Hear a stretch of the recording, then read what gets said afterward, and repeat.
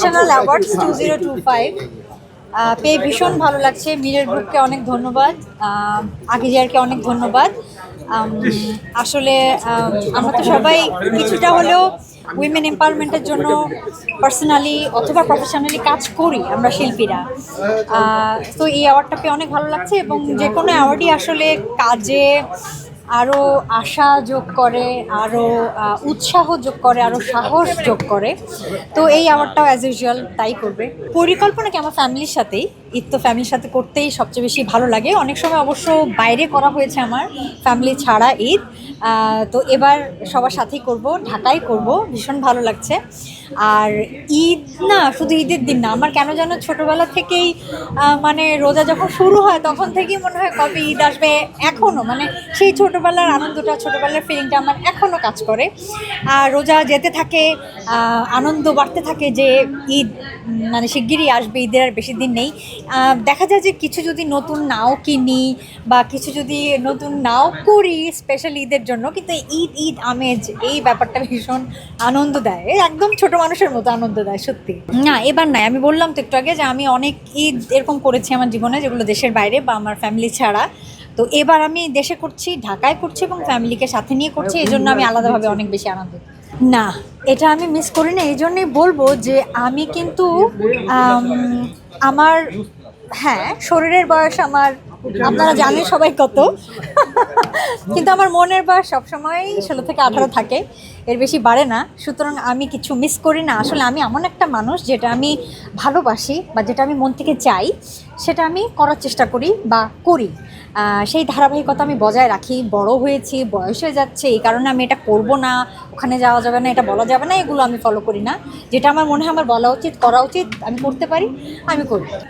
না নিচের স্টলে আমি জানি না, আমি যাবো। আমি তো আসলে সরাসরি প্রোগ্রামে এসেই অ্যাওয়ার্ডটা রিসিভ করলাম, এখনও স্টলগুলো ঘোরা হয়নি। যদি কিছু পছন্দ হয় অবশ্যই কিনবো, কিন্তু না ওরকমভাবে চিন্তা করে প্ল্যান করে দেশের বাইরে থেকে ঈদের জন্য কিছু কেনা হবে তা না। এমনিতে জেনারেলি বাইরে যখন যাই বা যখন কিছু প্রয়োজন হয় যেটা হয়তো এখানে পাওয়া যায় না বা ভালো কোয়ালিটি পাওয়া যায় না, সেটা তো বিদেশ থেকে কেনা হয়। সত্যি কথা যেটা সত্যি সেটা সত্যি। আপু এবার ঈদের বাজেট কিরকম আপনার? দুষ্টু ছেলে। বাজেটের ব্যাপারটা কি জানো, আসলে নিজের জন্য বেশি আসলে কেনা হয় না আমাদের। সবসময় তো টুকটাক শিল্পীদের শপিং চলতে থাকে, হ্যাঁ ঈদের সময় নিজের জন্য তেমন কিছু কেনা হয় না। আমি যেটা করি আমার খুব কাছের প্রিয় ভালোবাসার মানুষ যারা, তাদের জন্য আমি অনেক গিফট কিনি। সেটা বাইরে গেলে কিনি আর ঈদের সময় কিনি, বা তাদের জন্মদিন থাকলে কিনি। তো ঈদের সময় একটু বেশি গিফট দেওয়া হয় আমার।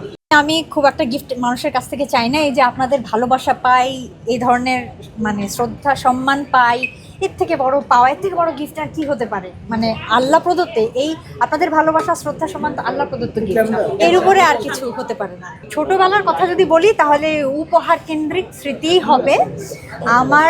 এখানে অনেকে জানে, যারা আমার সাংবাদিক বন্ধুরা আছে ছোটবেলা থেকে আমাকে চেনে, তারা জানে যে আমার বাবা পাইলট ছিলেন। উনি এখন রিটায়ার্ড, বাংলাদেশ বিমান এয়ারলাইন্সের পাইলট ছিলেন। তো বাবাকে চাকরির সুবাদে তো প্রায় সময় দেখা যেত মাসে 25 দিন 28 দিনই দেশের বাইরে থাকতে হতো।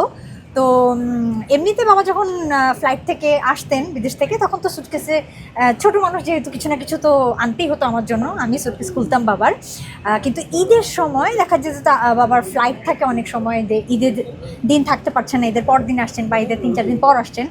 তো তখন এই যে মানে একে তো একটু কষ্ট, বাট কষ্টটা কম হতো কারণ আমি ছোটোবেলা থেকে ইউজ টু ছিলাম যে বাবার চাকরি এটা, হয়তো স্পেশাল অকেশনে অনেক সময় থাকতে পারবে না, এটা মেনে নিয়ে আমি বড় হয়েছি। কিন্তু এই যে যেটা আপনি জানতে চাইলেন যে এই যে ঈদের 2 দিন পর 3 দিন পর 4 দিন পর বাবা আসবে, সেই সুটকেস আমি খুলবো এবং সুটকেসে আমার জন্য কি স্পেশাল গিফট থাকবে, এই এক্সাইটমেন্ট, এই অপেক্ষাটা আমার খুব দারুণ লাগতো, আমি খুব এনজয় করতাম। হলে তো যাওয়া হয়, হলে গিয়ে আমি অনেক সিনেমা দেখেছি। লাস্ট আমার নিজেরটা বহুবার দেখেছি, এর আগে আমি হাওয়া দেখেছি। এবার হলে হ্যাঁ নিশ্চয়ই যাব, আমার ইচ্ছা আছে যাওয়ার। এটা এখনো প্ল্যান করিনি, কারণ সত্যি কথা বলতে সবগুলো আমি দেখতে পারবো না, সময় হবে না বা সিচুয়েশন হয়তো হবে না সবগুলো দেখার। সুতরাং এখন নাম বললে আবার আমার কোয়ার্টিস্টরা রেগে যেতে পারে, যাচ্ছে ওরটা দেখবো আমারটা দেখবো না, দরকার নাই।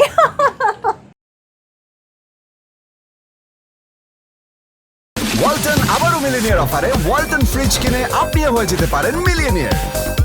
মিলিনিয়ার ছড়াছড়ি দেশ জুড়ে, এটা শুধু ওয়ালটেনই পারে।